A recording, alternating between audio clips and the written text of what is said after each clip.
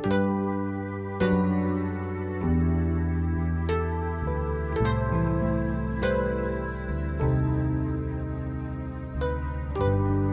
pagbasa.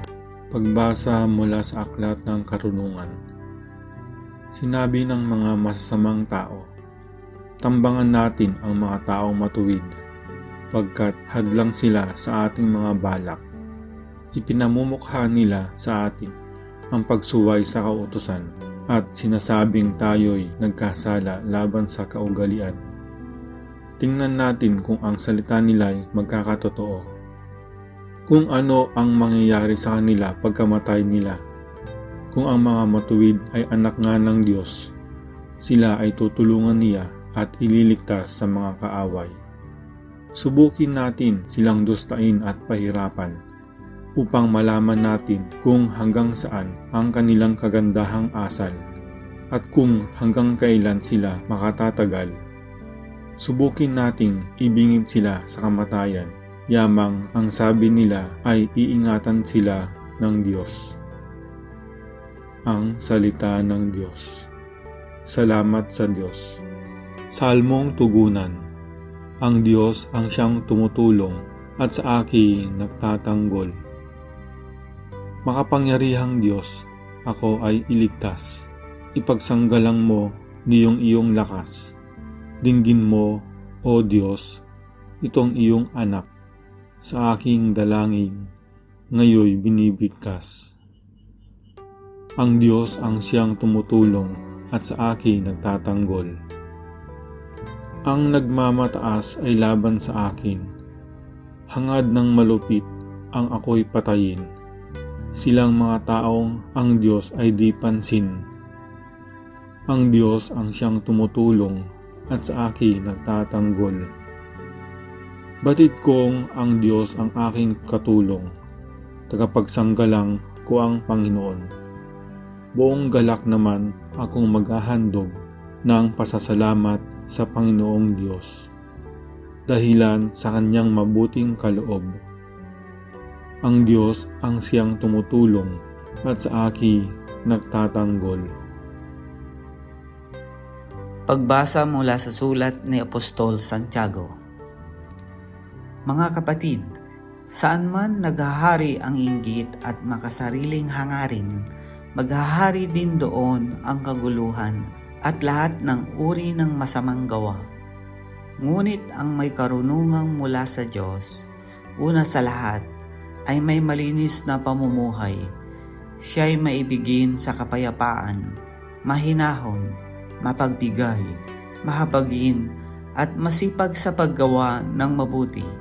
Hindi nagtatangi at hindi nagkukunwari, at namumunga ng katuwiran ang binhi ng kapayapaang ihinahasik ng taong maibigin sa kapayapaan.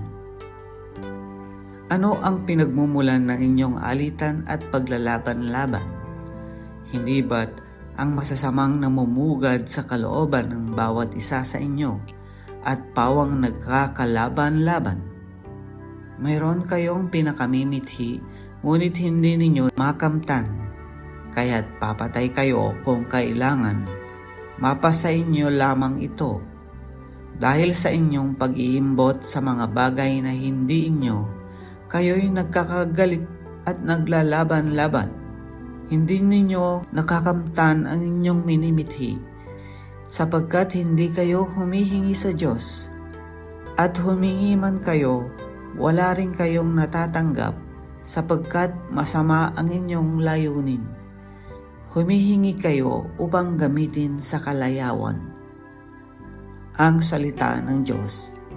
Salamat sa Diyos.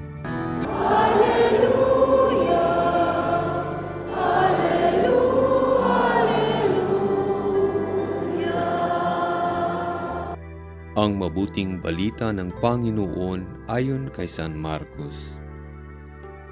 Noong panahong iyon, si Jesus at ang kanyang mga alagad ay nagdaan sa Galilea. Ayaw ni Jesus na malaman ito ng mga tao, sapagkat tinuturuan niya ang kanyang mga alagad. Sinabi niya, ang anak ng tao ay pagkakanulo at papatayin ngunit muling mabubuhay sa ikatlong araw. Hindi nila naunawaan ang sinabi niya, ngunit natatakot naman silang magtanong sa kanya. At dumating sila sa Capernaum. Nang sila'y nasa bahay na, tinanong ni Jesus ang kanyang mga alagad, "Ano bang pinagtatalunan ninyo sa daan?" Hindi sila kumibo, sapagkat ang pinagtatalunan nila'y kung sino sa kanila ang pinakadakila. Naupo si Jesus, tinawag ang 12 at sinabi, "Ang sinumang nagnanais maging una ay dapat maging huli sa lahat at maging lingkod ng lahat." Tinawag niya ang isang maliit na bata at pinatayo sa harapan nila.